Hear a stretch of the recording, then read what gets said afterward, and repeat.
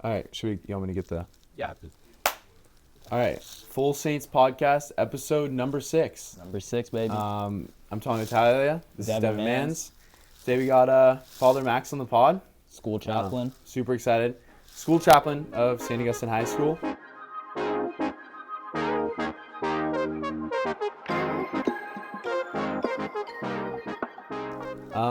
All right, what do we want to start with? Early life. Yeah, So early life. Where'd you grow up? Early life. Well, I grew up in Pacific Palisades, actually, which is That's a little bit strange now with the fires that happened and everything. So the parish I did my first communion in just burned down, unfortunately. The house I grew up in, I know, burned down. My family's long been gone for those places, but that's a little bit strange of a place. But Pacific Palisades was kind of my place growing up.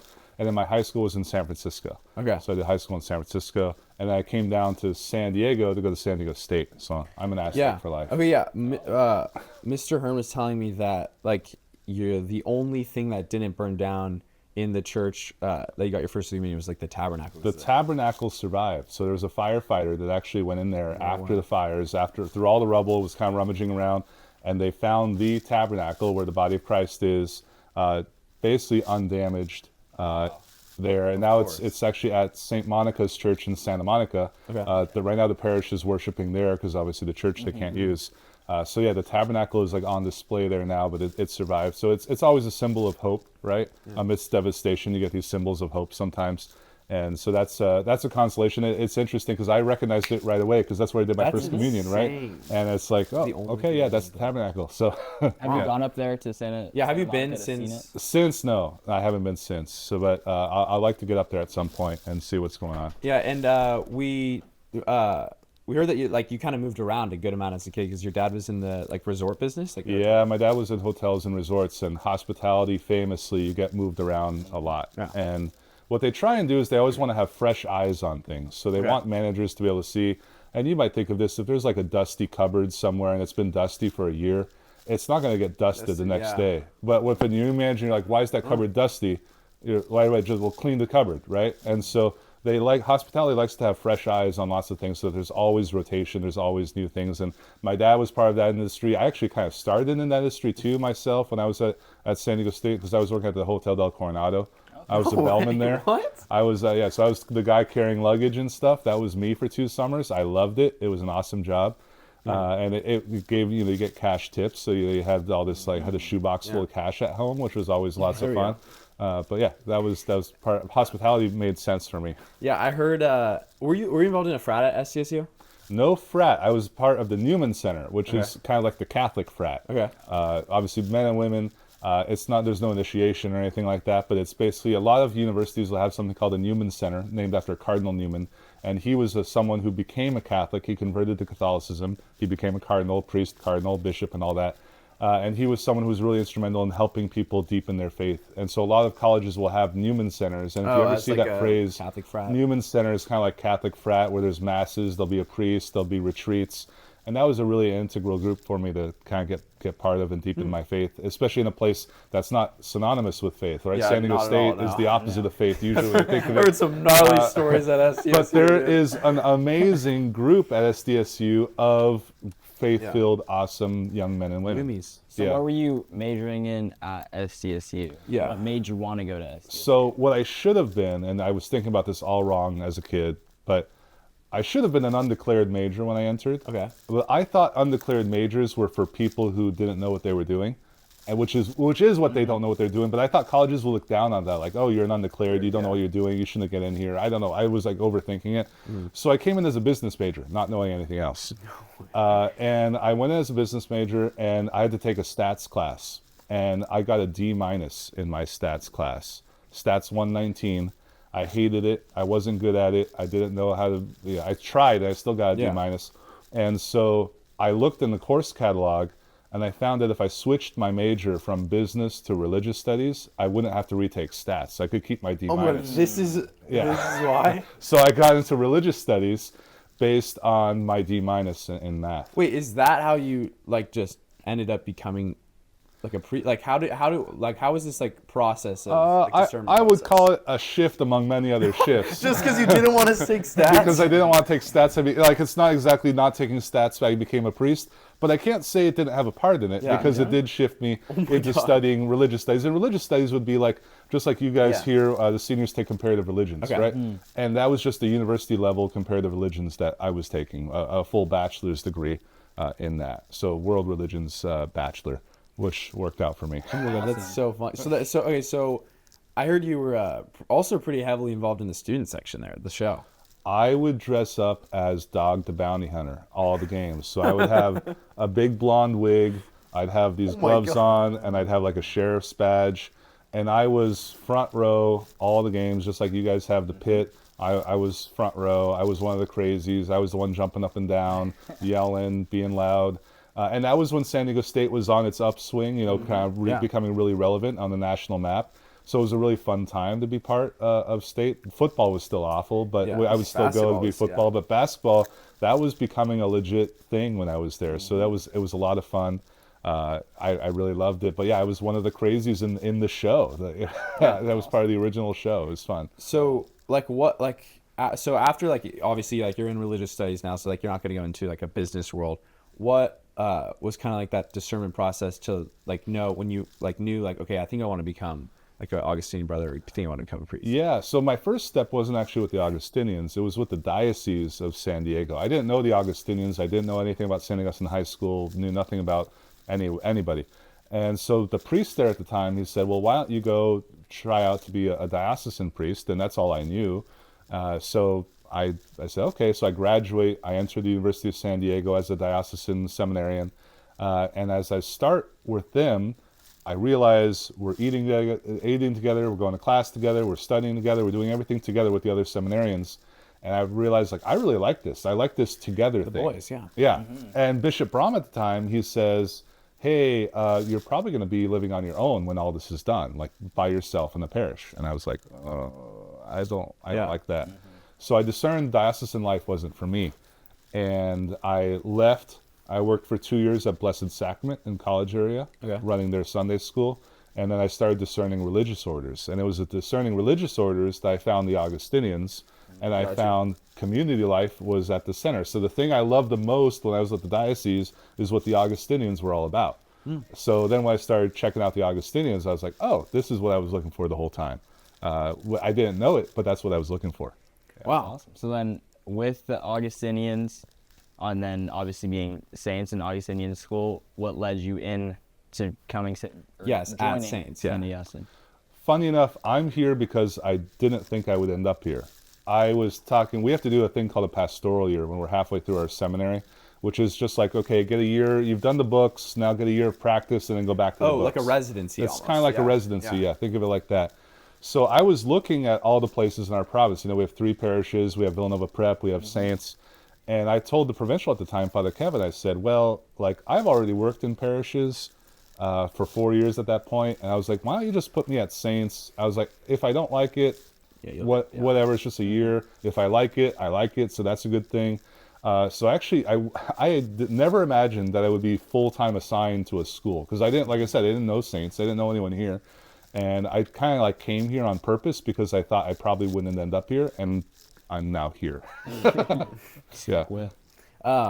And so like with Saints, like we were talking about this before, like you came in, like there's like if you're at like any event, like whether it's like junior mass, like grandparents' day, like literally if you just like stand in the same spot for like 20 minutes on campus, like you'll end up seeing Father Max, like you're bound to. Mm-hmm. So like what like kind of like drives you to like always kind of just like be present, like at the school, where like what's like your favorite tradition? Maybe that, like what's your favorite tradition like that Saints does? Well, it was one of our priests told me the most important thing that we do as Augustinians is just being present. And he calls it a ministry of presence. So it's not so much about any single conversation I have. It's not so much about any event that I go to, but just the fact that I'm there, I'm around. Yeah. That's just an important thing. And I think it impacts like the subconscious of people that you're just like, oh yeah, well, Father Max is there. Of course he's there. Why wouldn't he be there? Well, that means I think I'm doing my job in a certain sense that it's like I'm the chaplain of the school. I'm here to be present for everybody. I'm here to be present for the students especially, but even for alumni, even for your parents, even for whoever. And that just means I need to be around. So if it's saying a prayer before a game, just being visible, walking around, shaking hands, whatever it might be, it's not like groundbreaking stuff, but at the same time, it lets people know that you're there for them, that there's an Augustinian there in your corner. If you need help, we're here. And if you don't need help, we're still here. We're just here is the point. And so that's an important thing. And I think gives a certain level of both of comfort and stability for the school that it knows that it has people here. I remember like when I was in like 8th grade, I was like at a football game and I wasn't sitting in the pit, like obviously, but I was like on the sideline. And I remember I saw like you, which I didn't know, like obviously, like it was like Father Max because I was just like a middle schooler. I remember I saw you on the sideline. I was like so confused. Like, why is there like a priest like at the game? And my dad came here, and so he had to like explain to me that like you guys are like always there. Yeah, and I kind of hope that I throw the other team off when I'm on the sideline too. Like, oh, who's this shaved head, bearded guy in a black robe? Yeah, like these people are like, I want them to be like put off by like, who is this guy? Like, what's Saints about? Like, add to the Saints aura or the Saints magic, whatever it might be. Saints aura. Yeah. What's your favorite event to be at? Like all time? The school mass, definitely the school mass. Just classic Wednesday. Classic Wednesday. Default mass. You know, always the first mass of the year. I talk about how this is like the heartbeat of our school. That we have this mass. You're gonna have highs. You're gonna have lows. You're gonna have ups and downs. But this mass will be here no matter where you are through the course of these 4 years. And so for me, it's very important to me whether I'm the main celebrant or not. You know, sometimes I'm just like the con-celebrant on the side. But I'm always there. I'm always the one setting it up. I'm always the one helping break it down. I'm always the one, I'm thinking about it. I'm thinking about who to invite. So the other priests that come in, I'm the ones inviting them to come in, that we can see them. But yeah, I think that's really important in the heart of our school, that we have the weekly school mass. That's the most important place for me. Obviously, being on the sidelines is a lot of fun. Being other places are great. Being in the classroom is awesome. Wherever I am, I love to be. But I really think for me that the central place is that weekly school mass. Yeah, I remember on the junior walk, I remember we talked about how much you loved like the Italy trip and like how it's just like you've been on it so many times. Like, can you like kind of like explain that, or like what are your favorite parts about that trip? Because you guys go for like what, 2 weeks? So it's a 2-week trip. It's awesome. Intercession, all the boys. Intercession, all the boys. The Guatemala trip's also really good. I've done that trip before, also in 2020. And now Bromo's leading that trip, which is awesome, I think. But I think the Italy trip is great because you really get to see, you get to walk literally where Augustine was. You get to go to the place of baptism. We go to his tomb. Then you go to where the Augustinian order started in Tuscany. So we go to San Gimignano and we see kind of what it means to be an Augustinian friar. And then we finish in Rome. And Rome is unbeatable. You get the Holy Father. You get all the major basilicas. You're in...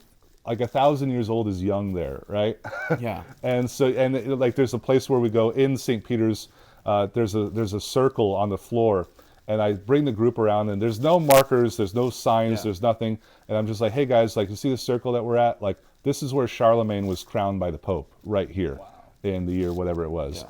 And I'm like, just so you know, like even if you're standing in a corner that you think like nothing happened in, something happened there at some point, which is great. Yeah, Rome's so cool. There's like so much random stuff that like you wouldn't even know like happened there, like Colosseum, like all that stuff, and like obviously the food. It's so good. The food's awesome, and that's the rule on the trip is whenever we go to a restaurant, I just say, you can order whatever you want, but you can just order one thing, because I got to control the budget, right? So if you want pasta, get pasta. If you want pizza, get pizza. If you want something, get something, but just get one thing, whatever it is. Yeah, order whatever you want. The funny part about the Augustinians, it was when we were on Savvy, remember? It was Unitas, Caritas, Veritas, and Fooditas. Fooditas, that's the fourth one. That was the fourth one. Yeah. What are your top 3 favorite monastery meals? Because don't they make every day? They make lunch here. Yeah, they make lunch. Well, so Hot Dog Monday is the most famous one because Mondays they put out hot dogs, and you can't complain with hot dogs, right? God love hot dogs. I would down like a few of those. I do 3 or 4 every Monday. Yeah, it's not great for my gut, but it's great for my soul, right? Yeah, there you go. So that's a good thing. So yeah, I love Hot Dog Monday. And I love when they do. A lot of times they'll do like a pesto pasta thing. And then they'll do something. Quesadillas. Really? If I should like have one food for the rest of my life, if I just had quesadillas, I'd be a happy person. Yeah. Okay. Yeah. You going sour cream or Yeah. Oh yeah, sour cream, salsa, whatever. Yeah, but quesadillas. Wait, is well, there a designated cook in the? Yeah. So, but for dinner time. So during the week, there's a couple that works in the monastery, and they help do the housekeeping, especially for the older guys. Especially because I'm not sure if you've ever been to the basement of the monastery, but you know it's like the stairs are like super steep, and like the stairs would take someone out if you're not careful. So. We don't want our older guys going down the stairs of the basement of the monastery. So they help do laundry, do some housekeeping, and then they put out like that simple lunch that we talked about. And then one of the guys does dinner during the week. So Sunday through Thursday we have dinner. And Fridays and Saturdays. Fridays, a lot of people are out, you know, like Friday Night Lights, and there's lots of things happening on Friday, so people are out. Saturday, kind of same deal. A lot of people go out for like a vigil mass on Saturday going into Sunday. So we don't have formal dinners on those days. We just have leftovers those days. Okay. Yeah, Mr. Hitchcock was telling me that you guys have like a squad that goes and hits like the local restaurants around North Park. Yeah, no, definitely getting around. You know, we run St. Patrick's Parish, right? So sometimes after mass there might be a group going around restaurants, and Like a squad. we know a lot of people around town, and they know us, right? So they're always telling, hey, come to our restaurant, come over. And Will you wear the habit? I've done it sometimes. Yeah. Free drinks. Yeah, and it's always trippy. Like around Halloween, people think it's a costume, you know. So Halloween time's always like I forget like that I'm wearing it sometimes, and then people are like, "Whoa, you're a Jedi," and I'm like, "I guess so. Yeah, kind of." Yeah, Funny. 'Cause my dad's seen you once or twice at a couple spots. that's in North right. Park, Yeah, I saw your parents a few weeks ago. That was very nice. Yeah, he invited me to sit down with them, and that was very nice. So. Yeah, you never know where it's going to be. I was walking out of the gym at that point. I wasn't dressed like this. I was dressed in sweaty clothes at that point. But yeah, you never know. It's really amazing how you meet so many people. Like if I go say mass somewhere and there's 500 people there, well, that's 500 people who've seen me. you, yeah. Maybe I don't know each of them individually, but they all have a relationship with me now, whether I know it or not, right? Yeah. And so that's just a different side. I don't want to say I'm famous or anything like that, but I definitely, there is once in a while where we might be walking down 30th Street and there's some saintsman driving by, "Is your Father Max?" And yeah, so that happens every once in a while. That's so funny. Yeah. Yeah. Speaking of Devin's parents, he was telling me that I didn't know this. You speak fluent French. Oui, c'est My vrai. mom will have His full mom- yeah. conversations with you. Yeah. His mom speaks it. Too. Yeah, no, my ancestry is all from Quebec, which is French Canada. Yeah. And if we look at my name on the school website, it's Maxime Villeneuve, right? Yeah. It's not Max, it's Maxime. Yeah. But the Max works better in America, and that works fine for me. But yeah, Villeneuve, and Villeneuve is the French form of Villanova. Yeah. So I've got like Augustinian roots in my name. Yeah. There we which go. is- I was meant to meant to be, be. always. And then speaking of Augustinians, Villanova Prep up in Ohio. Oh yeah, You we've got heard you do pretty, some work up there. big I've been involvement. doing a lot of work this past year, and that's one of the reasons why I wasn't in the classroom this year, is we just hired a new president, so a new Mr. Hearn, basically, at Villanova Prep. That person just started 2 weeks ago. His name's Mr. Jim Link. We actually recruited him out of Pepperdine to come work for us. Okay. So, taking someone from a university level down to the high school level is a big level of recruitment to do and kind of twist his arm, but he's doing an amazing job. But yeah, I was up there for the last year, kind of helping in the interim sense, be an interim president of the school until we could hire a new person. And so that's why I was up there a lot. That school's going through a lot of good changes right now, a lot of positive excitement. They just celebrated their centennial this last October. Okay. So we kind of talked about it's like we're founding the next 100 years of Villanova. And hopefully one day I just pray that I'm like a footnote in the book, like, oh, Father Max helped for a year or whatever. And then it's like, and then that set off a golden age, right? That's kind of what I want for the school. That's my prayer for the school. But helping out there a lot. And it's good to remember that we have another school. Sometimes Saints is so great, we kind of just think, oh, the world is Saints. And then you go to a Savvy and you realize, like, wow, Yeah, we're part of a big So family, many. right? And then just imagine when you go to World Youth Day and you realize you're part of an international order, like the whole world of Augustinians is a big deal too. So that's great. Yeah, World Youth Day. That's a really cool thing that we get to like attend. Like what, every 4 years? Usually every 3 years. And this year's a bit different with the Jubilee year, but the next one I think is 2027 in South Korea. South Korea. And So it was that'll in be Portugal. pretty great. Portugal was the last one. And it was, I think, Poland before that, Panama, Rio de Janeiro, Madrid. I mean, we've taken Saintsmen to all those places to participate in World Youth Day, which is pretty great. That's probably such a cool part like perk of like being in like this position, because you literally got to get to travel the world. I travel it's amazing how much traveling happens, and it's a great opportunity. Yeah, you get to see the faith, but also to go all over the world. Like when it's time for me to take personal time, I don't really feel like vacationing because I travel a lot as part of my work. So just getting to stay home for a while without anything to do is kind of like the staycation is kind of more how I enjoy to do things. I'm not like a travel. Some people just are always get on planes. They're always traveling. That's not really me. I kind of like to be a homebody, but I like to be able to kind of expand people's horizons and get to show people a lot of amazing places. That's so yeah, because the Augustinians are present all around the world. Yeah, over 50 countries. Oh my God. We're all over. That's insane. Yeah. Awesome. Well, thank you so much for coming on, and yeah, this is great. Thank you so much for telling us all the stories about. Do you have any crazy Augustinian stories? Not for the podcast. Well, you have it midday if you need to change. Well, I guess you don't need to change your socks. No, I save money on socks. That's for sure. If you need to grab, will you just go hang out at the house that in the monastery midday? Oh yeah. No, and I joke around with the faculty here. I'll be like, screw this, I'm going home, and I'll be back 5 minutes later, okay, I went home, and but yeah, so I have the easiest commute in the world, right? I live where I work, which is awesome. It's a lot of fun. Sometimes I have to get purposely off campus because I'm always here. Yeah. But that comes with the territory. Yeah, that's a large part of it too, because we spanned pretty far out. You go to the orphanage every month. Oh my God. Yeah. What's that like? Oh, it's awesome. Yeah, the kids are amazing. And it's been interesting. I've been going to the orphanage now since 12, 13 years. So I've seen a lot of those kids literally grow up, right? Mm-hmm. So if you just go on a random Saturday, you'll see kids are kids. You'll see them, but there's a few of them that I've seen from babies grow, and that's an interesting kind of. I don't want to call. It's there once a month. It's not like I'm there 24/7, but it's still something that I've been present for, and it's definitely an honor that I get to be a part of. Well, yeah, because if you think about it, like as a priest, obviously, you never get to have your own kids, right? But as a way of that, the orphanage, or just being here, at Saints, so you get to see everyone grow up.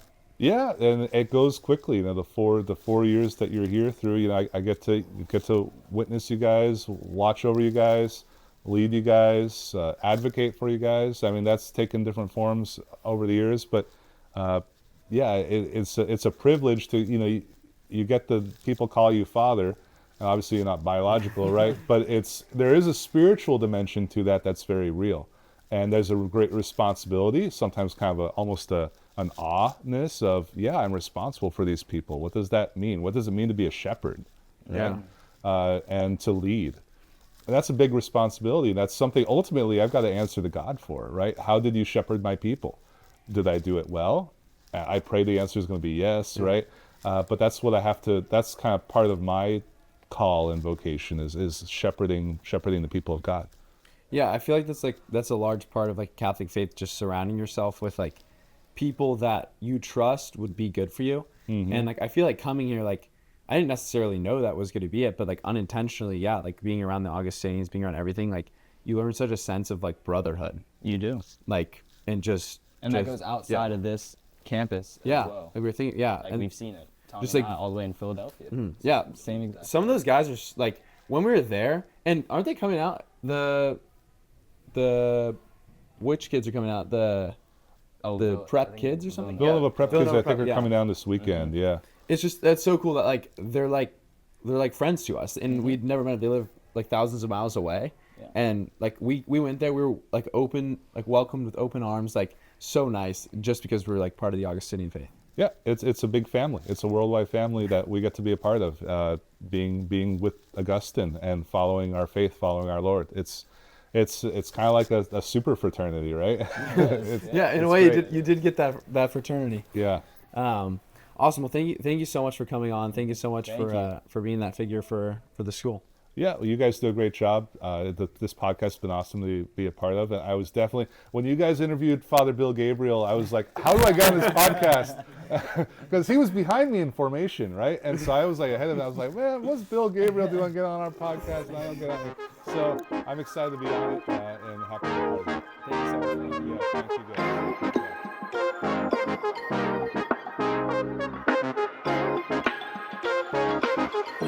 guys.